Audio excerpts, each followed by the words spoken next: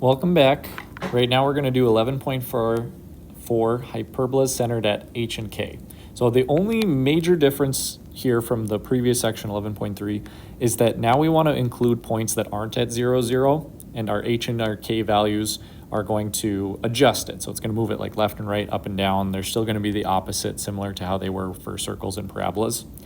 The part that's really going to be kind of mind-blowing for you is you have to be careful with the equations, because notice x and h are always a pair, so they follow each other, and y and k follow each other. But the way that you write your coordinates is always going to go x first, then y. So you'll see what I mean when we come across a problem like this.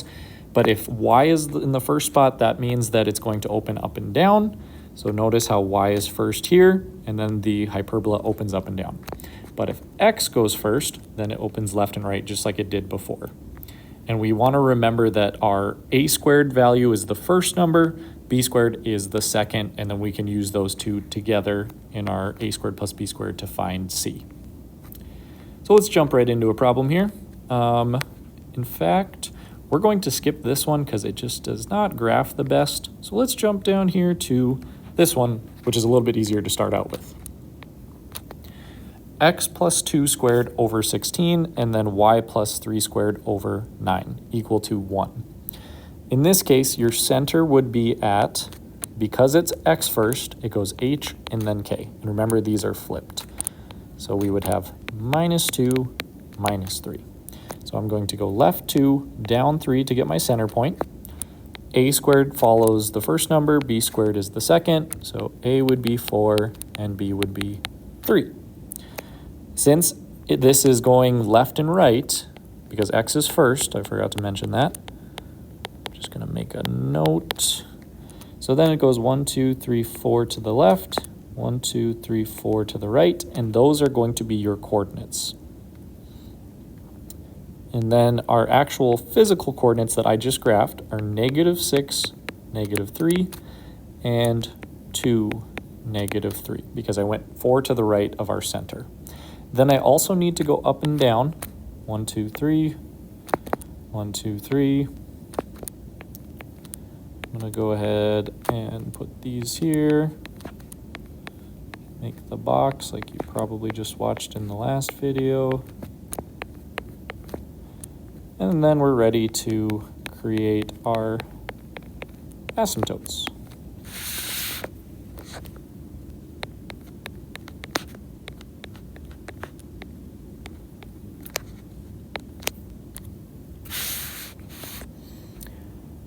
All right, so now that I have that graphed, we know that this one's going to open left and right, so I might as well just throw on the hyperbola itself here.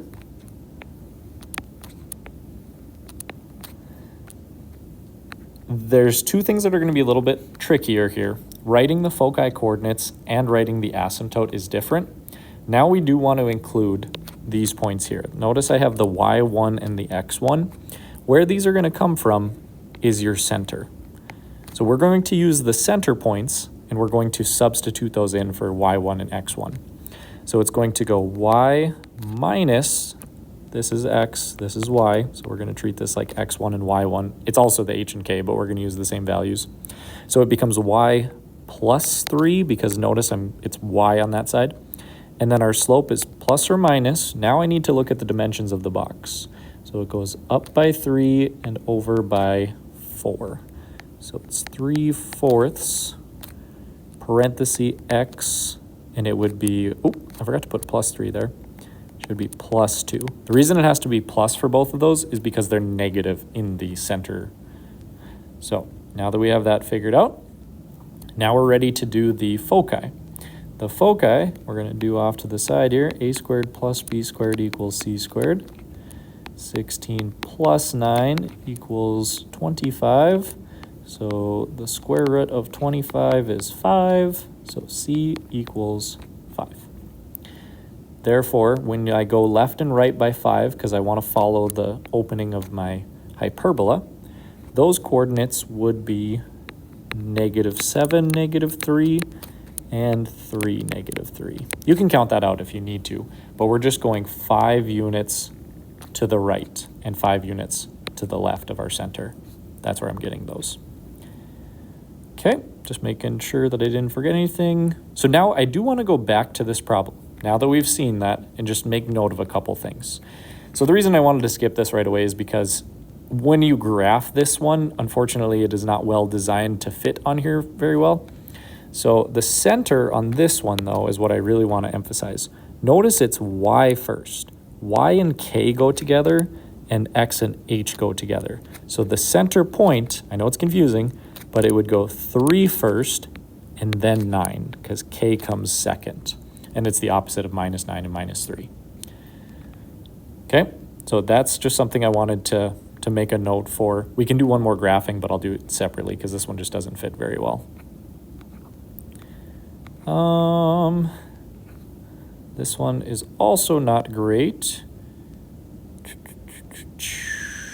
Maybe we will go back up to that one, sorry. Well, for this one, I guess we'll just make it work. So we're gonna go over 3, 1, 2, 3, and then up 1, 2, 3, 4, 5, 6, 7, 8, 9. This is the reason I didn't want to do this one because it goes off quite a bit, but that other one also is going to go off, so. The vertices here are going to come from the fact that this goes up and down, because y is first. So we need to go up and down up from our y value by 7. B would equal 2. So 1, 2, 3, 4, 5, 6, 7 down, and then 7 up is just going to be what I'll approximate that. And then I want to go 2 left and right. So since I went down 7 from our center of 3, 9, the new coordinate is 3, 2, because it's our y value plus or minus 7, and the other one would be 3, 16, because if you take 9 plus 7, that's where I'm getting 16 from. And now I'm going to do the best that I can to make this rather large box that goes off the graph.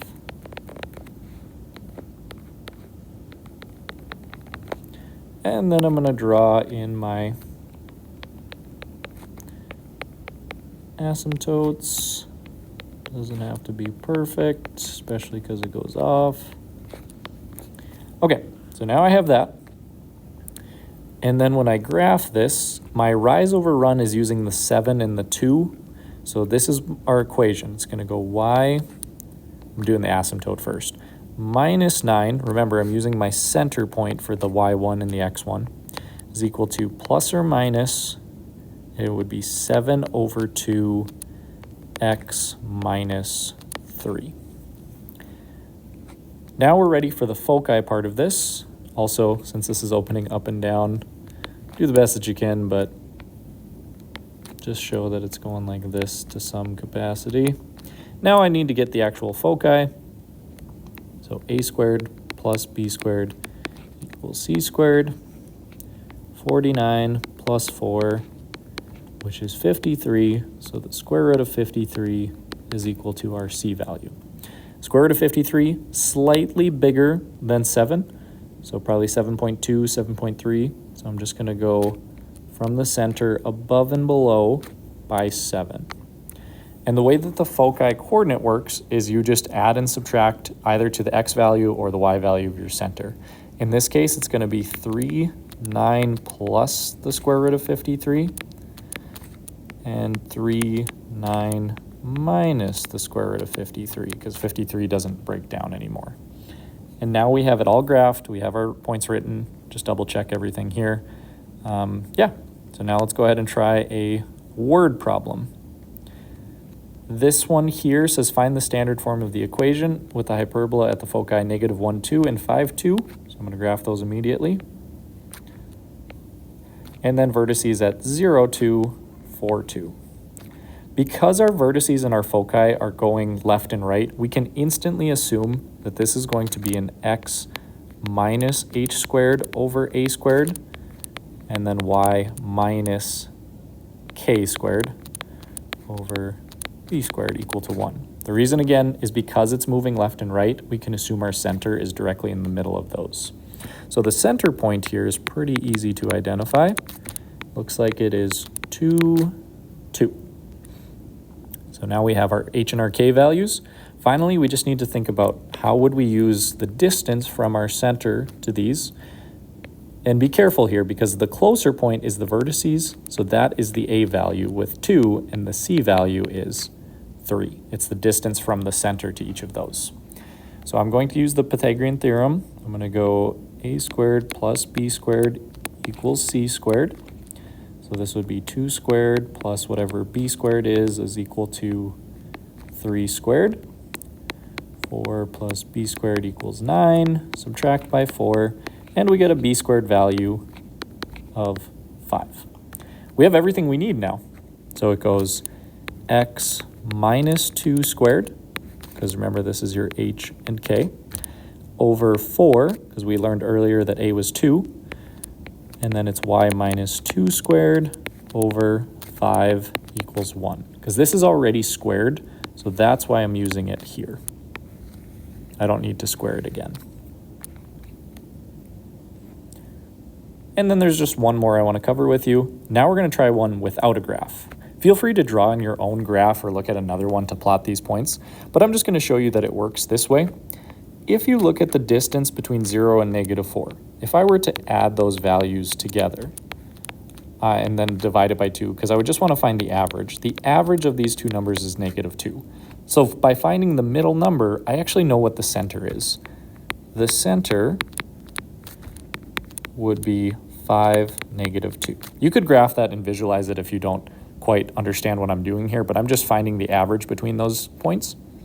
And then from here, because my vertices are changing the y value for both of those, I know that it's going to go y minus k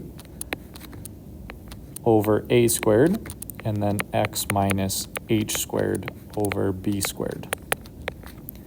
Remember that A goes with the vertices and C goes with the foci. So we're going to have to figure out the distance from our center point to either of the vertices. So the distance that our center point travels from -4 or to 0 is a distance of 2. So then the A is equal to 2. And then if you were to look at the distance between -2 and -6, it's a distance of 4. Again, feel free to graph these if that's not quite clicking for you visually, but just know that you're looking for the total distance. So now that I know my a squared and c squared, I can plug those in. So this would become 4, this would become 16. I'm going to subtract by 4, b squared equals 12. And that's the last component that we needed to write the equation. So the final answer is going to go y minus, actually it's y plus 2, because remember, this is h and k, so I need to take that -2 and plug that in first.